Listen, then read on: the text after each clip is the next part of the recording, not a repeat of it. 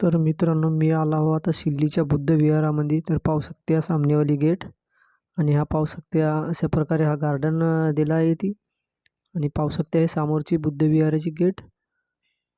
आणि पाहू मग अंदर जाऊन सिनरी. तर पाहू शकते मित्रांनो अंदरचा हा लुक अशा प्रकारे. आणि हे अशा प्रकारे गौतम बुद्धाची प्रतिमा पण आहे ती. चांगली प्रतिमा वाटत आहे गौतम बुद्धाची. तर पाहू शकते मित्रांनो व्हिडिओच्या माध्यमातून. आणि हा पाहू शकते बाहेरचा लुक.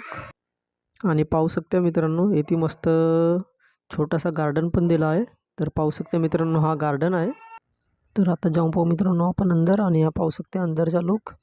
आणि गौतम बुद्धाची मूर्ती पण दिली आहे ती मस्त. तर पाहू शकते मित्रांनो. आणि हे डॉक्टर बाबासाहेब आंबेडकराची मूर्ती आहे. तर पाहू शकते मित्रांनो. आणि मी आलो आता सरळ अंदरच्या रूमकडे. तर पाहू शकते हे अंदरच्या रूममध्ये गौतम बुद्धाची मूर्ती आहे ती. हे मेन मूर्ती आहे मित्रांनो इथली. आणि हा आहे ती त्यांच्या बाऱ्यामध्ये लिहिलेलं आहे पाहू शकते. आणि हे गौतम बुद्धाची मूर्ती. आणि मग मी आलो बाहेर. तर बाहेर आल्यावर मला इकडे दिसली डॉक्टर बाबासाहेब आंबेडकरांची मूर्ती. तर पाहू शकते डॉक्टर बाबासाहेब आंबेडकरांची मूर्ती आहे, ज्यांनी आपल्या देशाचं संविधान लिहिलेलं आहे. आणि मग मी आलो सरळ इकडं गौतम बुद्धाच्या मूर्तीकडे. तर पाहू शकता मित्रांनो एकदम दीक्षाभूमीचा लुक दिलेला आहे. आणि हे दीक्षाभूमीचं आहे पण हे मिनी दीक्षाभूमी आहे. तर पाहू शकता. आणि ही आहे गौतम बुद्धाची मूर्ती अशा प्रकारे दिसत आहे ती.